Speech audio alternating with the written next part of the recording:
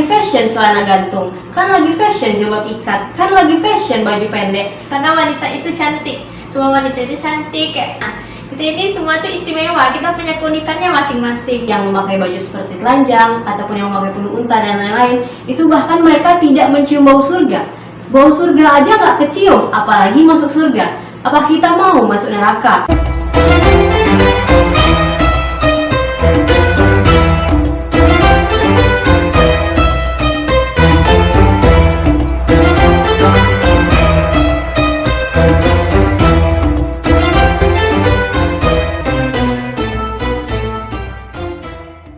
Assalamualaikum teman-teman.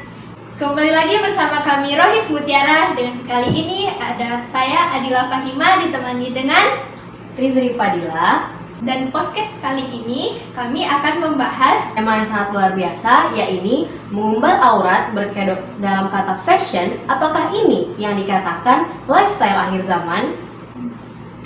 Nah, sebelum itu kami di sini sudah bersama 3 narasumber kita, yaitu pertama ada Bu Silvi sebagai guru BK kita, lalu ada Umi Hani, dan juga ada Bu Mul. Nah, langsung saja kita mulai. Sebelumnya kita bacakan dulu deh gimana kalau kita baca surat An-Nur ayat 31. Silahkan Dila, boleh dibacakan. A'udzubillahi minasyaitonirrajim. Bismillahirrahmanirrahim. Wa kullil mu'minati ba'dudna min absarihinna wa yahfazna furujahunna wa la yubdina zainatahunna illa ma zahara minha wal yatribna bi khumurihinna ala juyubihin wa la yubdina zinatahunna illa li bu'ulatihinna aw abaihinna aw abai bu'ulatihinna aw abna'i bu'ulatihinna aw ikhwanihinna aw bani ikhwanihinna aw bani akhwatihin aw nisa'ihinna aw ma malakat aymanuhunna aw ittabi'ina ghairi ulil irbati minar rijali awit tiflil ladina lam yazharu ala auratin nisa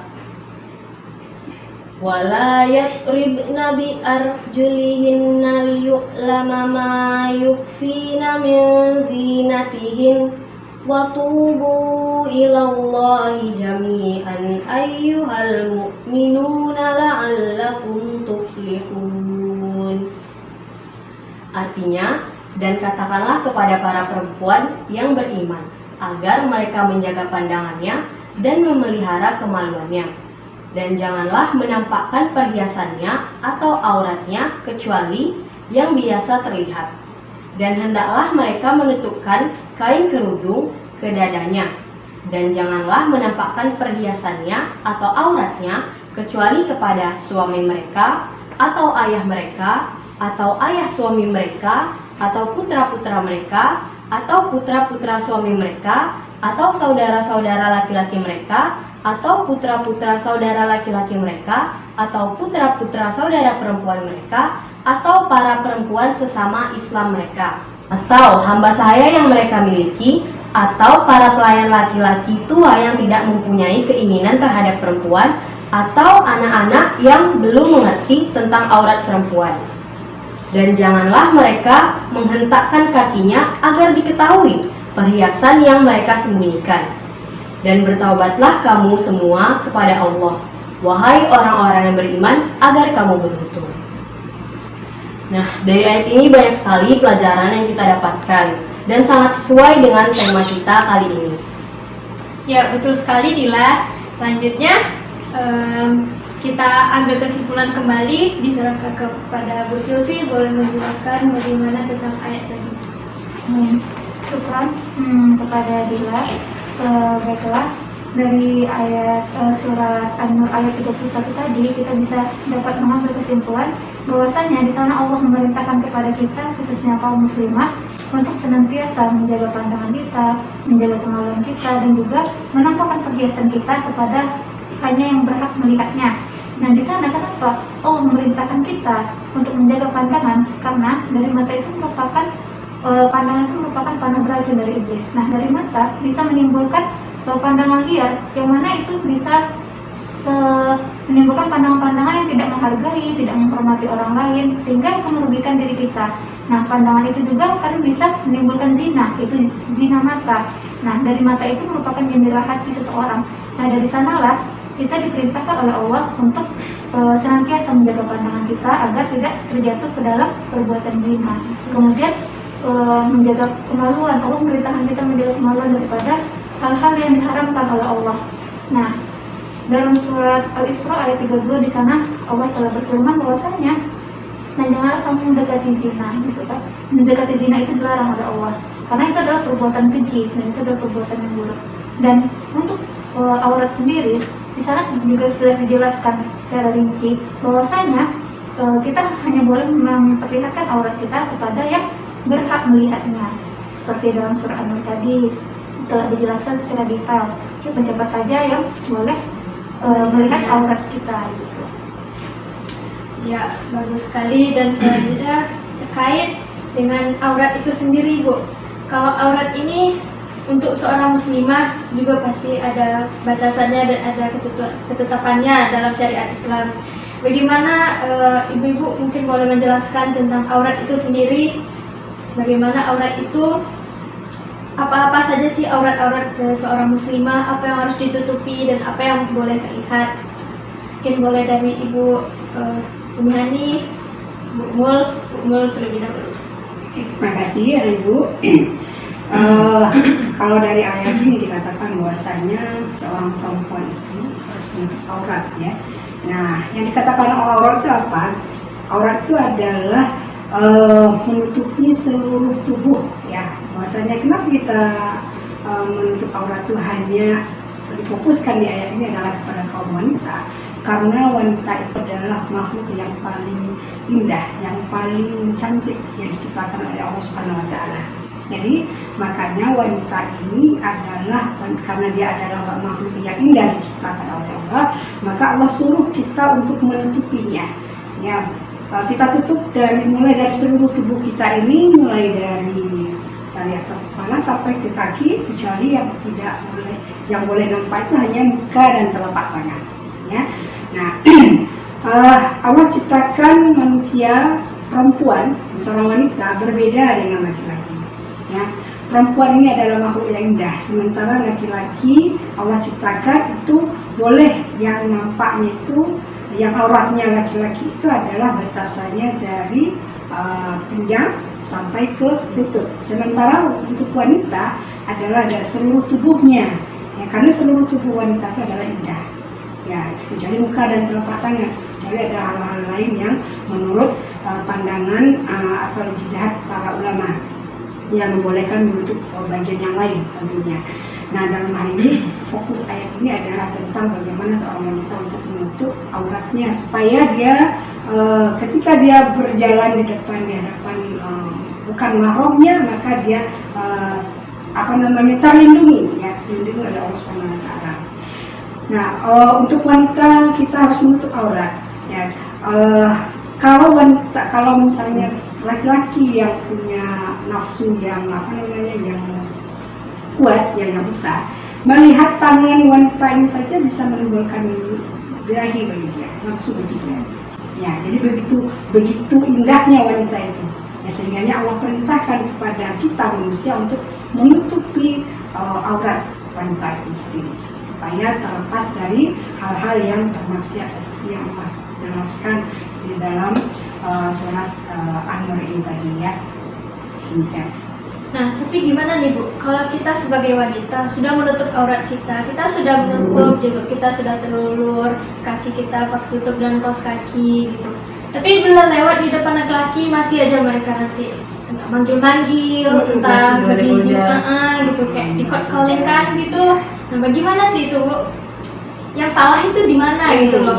Kita udah berusaha menutupi, tapi mereka tetap aja kayak yang membuat wanita ini kayak, ya Allah, aku udah nutup, tapi kenapa diginiin gitu? Ya, ini mungkin gimana kasih dulu. Terima kasih. Bismillahirrahmanirrahim. Rabbi shrah li sadri wa yassir li amri wahlul 'uqdatam Nah, ini dulu yang disayang Allah, bahwa begitulah sayangnya Allah terhadap kita ya. Begitu sayangnya Allah terhadap wanita itu ya. Wanita itu diangkat dan dimuliakan setelah Allah, setelah Nabi Muhammad diangkat sebagai nabi, dan disitulah mulianya wanita. Sehingga Allah memberikan ayat di dalam surat itu bahwa kita disuruh menutup aurat. Itu sayang. Jadi supaya apa? Supaya kita sebagai seorang wanita ini jadi orang-orang yang terbaik, jadi orang-orang yang mulia. Jadi kalau kita ingin menjadi seorang wanita yang baik dan kita ingin menjadi seorang wanita yang mulia, kita akan sesuatu, kita harus mengikuti apa yang telah diperintahkan oleh Allah Subhanahu Wa Taala dengan menutup aurat. Karena apa? Karena jika wanita itu baik di dalam rumah, maka akan baiklah rumah itu. Jika wanita itu baik di dalam keluarga, maka akan baiklah keluarga itu. Dan jika wanita itu baik di dalam masyarakat, maka masyarakat itu akan baik. Dan juga sampai ke negara, jika wanita-wanita di negara itu baik, maka akan baiklah negara itu. Nah, begitulah penilaian daripada sebagai seorang wanita. Nah, kadang-kadang sebenarnya kita wanitanya sebenarnya kan lebih baik diperintahkan untuk senantiasa di rumah kalau tidak ada kepentingan yang mendesak untuk keluar rumah. Ya, jadi makanya kalau kita ingin keluar rumah itu yang penting-penting saja gitu. Dan kita keluar rumah itu ya kita tutup dengan aurat yang sempurna, jangan mencolok, misalnya dengan pakaian yang menutup sahi itu jangan yang mencolok. Dan kita keluar rumah itu jangan berlenggak-lenggok di jalan. Nah, jangan bercerita hitam memaki-maki di jalan. Kita keluar rumah itu ada kepentingan, cepat kita selesaikan dan cepat kita kembali supaya kita tidak diganggu oleh orang-orang jahil yang suka mengganggu di jalan. Ya, Berarti kalau kita biar tidak diganggu, alangkah lebih baik kalau nggak perlu keluar, nggak keluar ya nih. Lebih baik di rumah aja. tadi Ya, tadi sudah terjawab ya bahwasanya kita wanita itu lebih afdolnya di rumah. Itu ya. Buat yang masih bingung kerja tadi, bisa langsung tahu. menjaga dirinya lagi ya. Lebih baik di rumah. Cuman ini tambahan dikit, bukan berarti gerak wanita tuh perempuan itu terbatas gitu ya. Kalau di rumah berarti terbatas bahwa nggak boleh kerja gitu ya, bukan berarti seperti itu. Cuman yang namanya keluar rumah seperti yang disampaikan oleh Ibu tadi, ketika ada kepentingan, nah, ketika memang hanya untuk mudaratnya lebih besar ketika kita keluar rumah, maka itu juga dihindari. Tapi kalau misalnya memang perlu, misalnya kita nih mau ke kedai atau beli apa gitu kan, ada dengar hadis, pernah mendengar hadis lebih baik perempuan itu rumah sehingga kita nggak mau keluar rumah gitu. Jangan sampai seperti itu berlebihan ya. Ada profesi-profesi yang boleh, yang bahkan mungkin dianjurkan adalah dipegang oleh wanita muslimah. Seperti contoh misalnya sebagai seorang guru, yang untuk mengajarkan sesuatu yang mungkin tentang wanita itu tak mungkin lah yang dijelaskan oleh guru yang laki-laki begitu ya. Kemudian kalau seperti dokter kandungan, ya kalau bisa memang lebih banyak dokter kandungan yang perempuan daripada yang laki-laki. Tapi pada saat ini kita banyak dengar dan kita pada kenyataannya seperti itu, bahwasanya dokter kandungan banyak yang laki-laki malah ya. Jadi mungkin kita sebagai seorang muslimah ada posisi-posisi penting yang mesti kita handle, maka bagusnya itu adalah merupakan wajib bagi kita, mungkin walaupun hanya dikatakan sebagai fardu kifayah begitu loh ya. Jadi tidak hanya untuk puasanya tidak boleh di rumah, harus tidak harus di rumah juga ya. Jadi seperti disampaikan oleh Umi Hani tadi, ya kita harus memilah-milah ya, kita boleh keluar rumah berdasarkan dengan kepentingannya. Kalau sudah selesai urusannya ya udah kita kembali ke rumah. Ya lebih baik kita mendidik anak-anak kita. Berarti di rumah, kalau perlu di rumah, kalau ada perlu keluar boleh keluar dengan catatan yang sudah dijelaskan oleh Umi Hani tadi. Nah, kan Ibu udah jelasin nih, kalau kita tuh wajib menutup aurat apa saja yang harus ditutup. Di Al-Quran tadi juga sudah dijelaskan ke siapa saja sih kita tuh boleh memperlihatkan. Nah, kalau misalnya batas atau perempuan itu wajib menutup auratnya itu mulai dari umur berapa, Bu?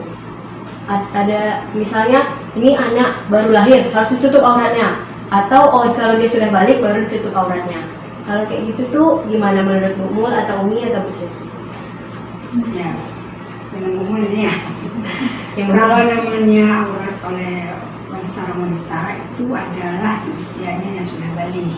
Tapi kalau ingin memberikan pembelajaran kepada anak, bisa saja mungkin dimulai dari bayi, ya bisa saja, ya itu memberikan pembelajaran, tetapi tidak wajib, ya boleh mereka pada saat mereka kalau sudah balita atau wanita gitu ya, mereka kemudian gerak, ya silakan aja dia membuka jilbabnya.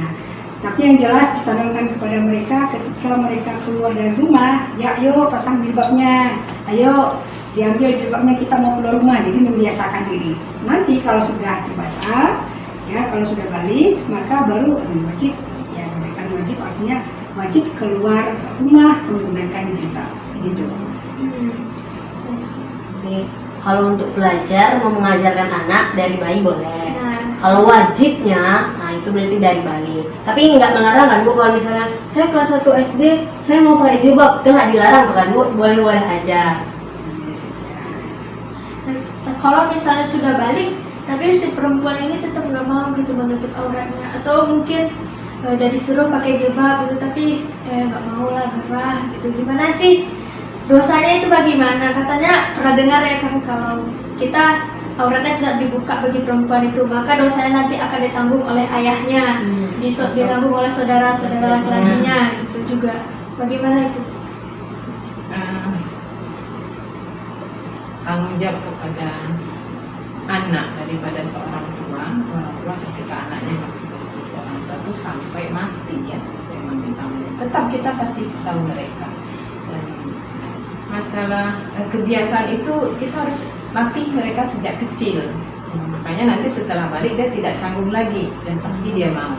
Dan tetap kita kasih penjelasan-penjelasan kepada mereka bahwa menutup aurat itu adalah lebih baik. Itu tetap kita kasih pahala-pahala menutup aurat. Kita kalau tidak menutup aurat begini. Kita harus kasih penjelasan kepada anak kita. Jangan kita biarkan saja dan jangan kita paksa tutup aurat, kita paksa, jangan. Tetap kita kasih masukan-masukan, tetap kita kasih pelajaran-pelajaran kepada mereka.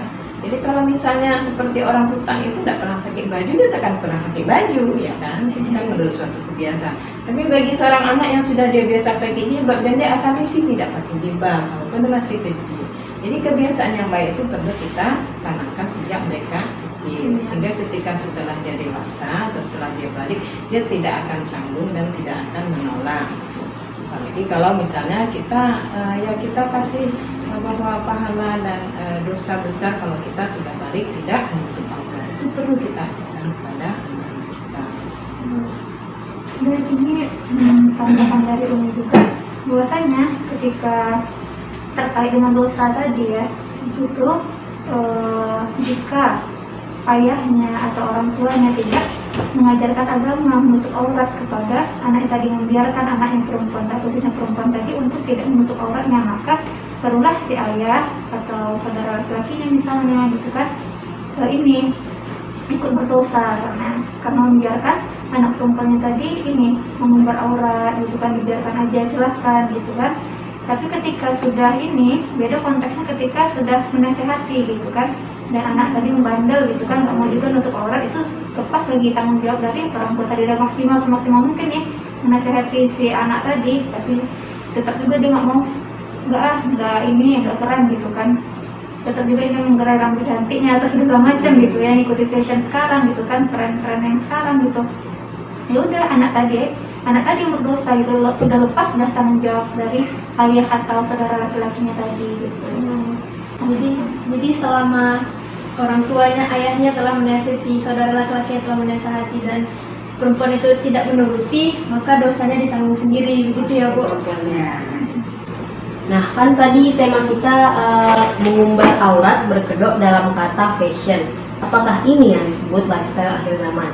Nah, mengacu ke lifestyle, ini kalau dilihat ya Umi, Ibu, kalau di sosial media atau bahkan di real life, banyak sekali muslimah atau wanita itu yang pakai jilbab, yang penting pakai. Aku kan nutup auratnya apa? Rambut. Ya udah aku tutupnya rambut.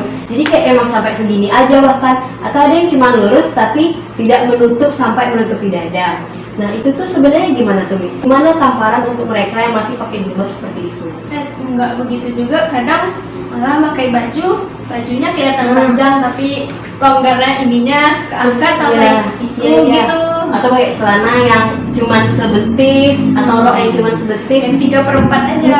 full nggak tertutup auratnya. Itu tuh ada tamparan khusus nggak nih untuk orang-orang yang masih pakai jilbab seperti itu?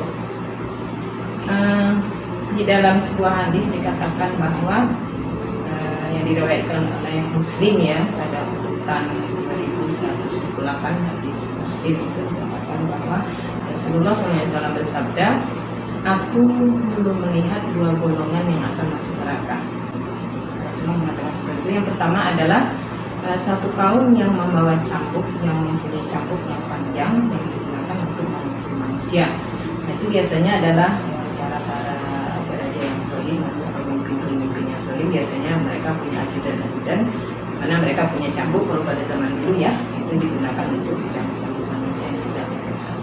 Yang kedua adalah kaum wanita, ya, para wanita yang memakai pakaian tapi telanjang. Satu, kaum wanita yang memakai pakaian tapi telanjang. Kemudian mereka berjalan menimbulkan apa ya? Menimbulkan sak atau menimbulkan perasaan yang tidak bagus di kaum laki-laki. Kemudian mereka berlenggak-lenggok ketika berjalan dan kemudian mereka meninggikan rambutnya atau seperti punu unta.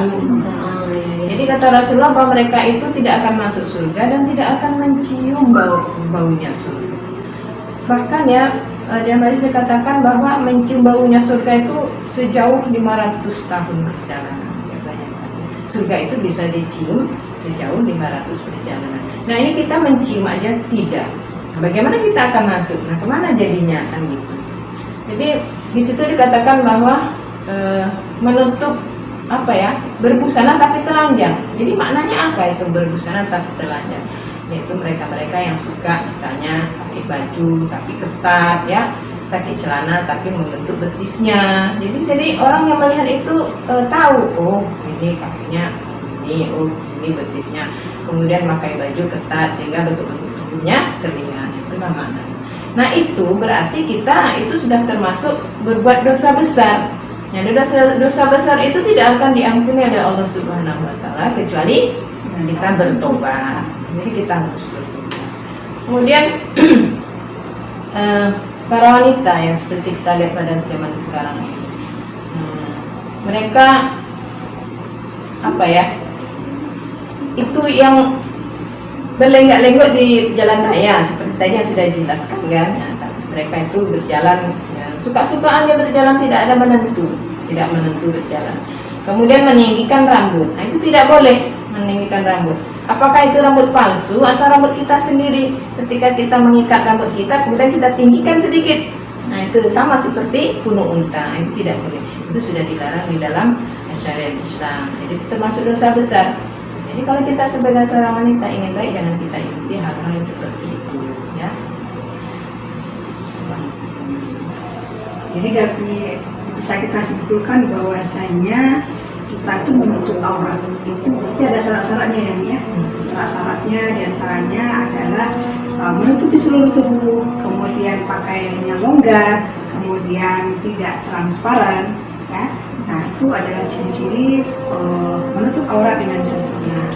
Kalau kita ingin menjadi wanita yang dimuliakan oleh Allah, maka kita harus mengikuti syarat-syarat seperti itu. Nah, berdasarkan yang udah disampaikan sama Bu Mul, sama Umi, sama Bu Silvi, jadi kita tuh harusnya menutup aurat sebagai muslimah itu yang sesuai dengan syariat Islam. Jangan ngikutin fashion. Kan lagi fashion celana gantung, kan lagi fashion jilbab ikat, kan lagi fashion baju pendek. Itu tuh salah ya teman-teman ataupun akhlak di luar sana. Jadi kita tuh harus mengikuti syariat Islam. Tren yang harusnya kita ikuti adalah syariat Islam.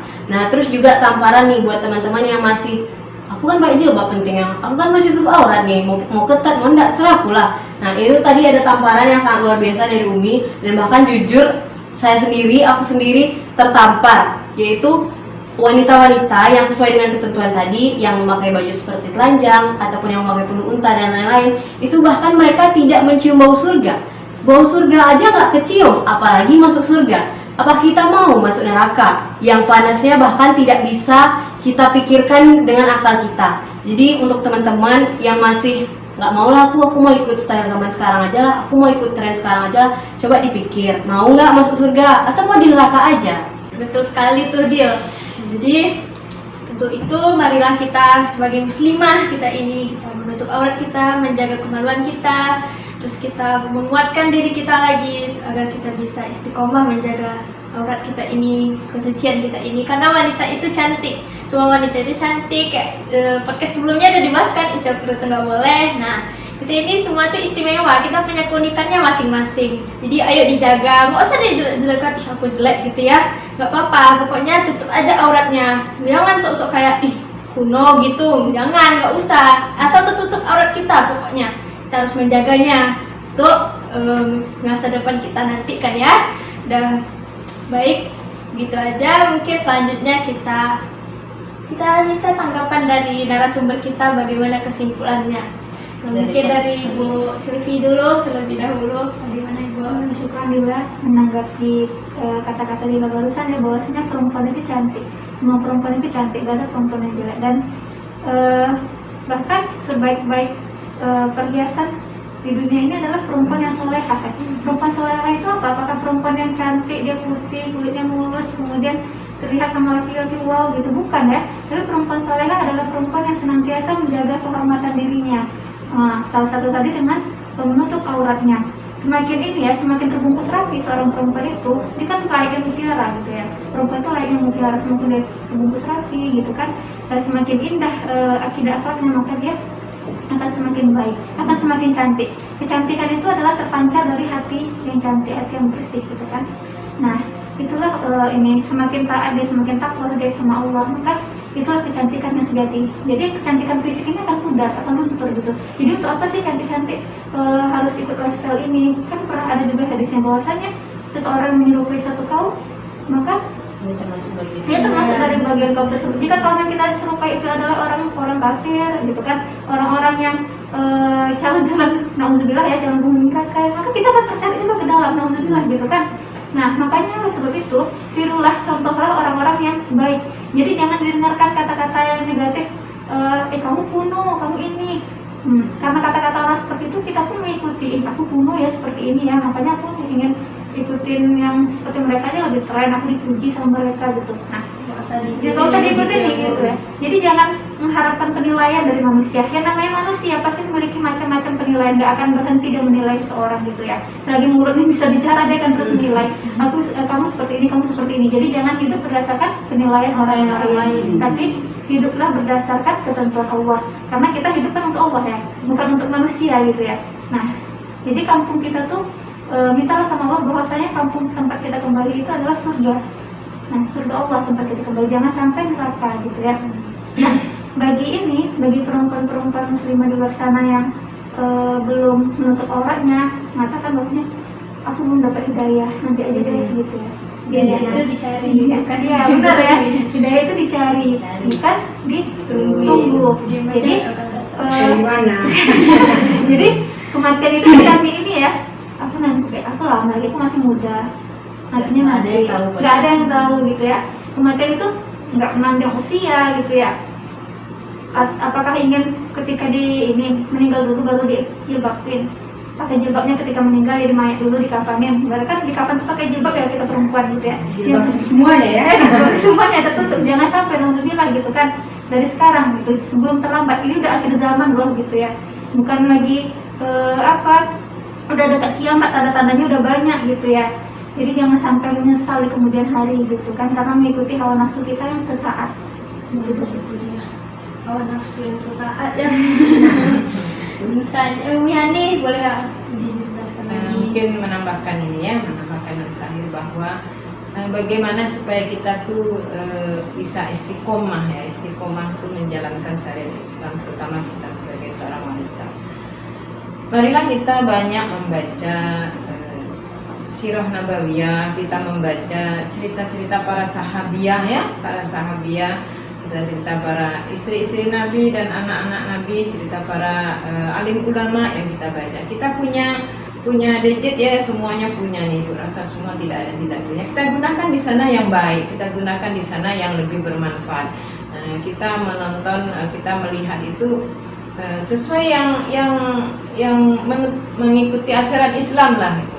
Tapi kalau kita hanya menonton Korea, terus kita menonton style-style pakaian sekarang, kita menonton, itu hati kita paling tidak sedikit banyaknya kita pasti akan tertarik ke sana itu.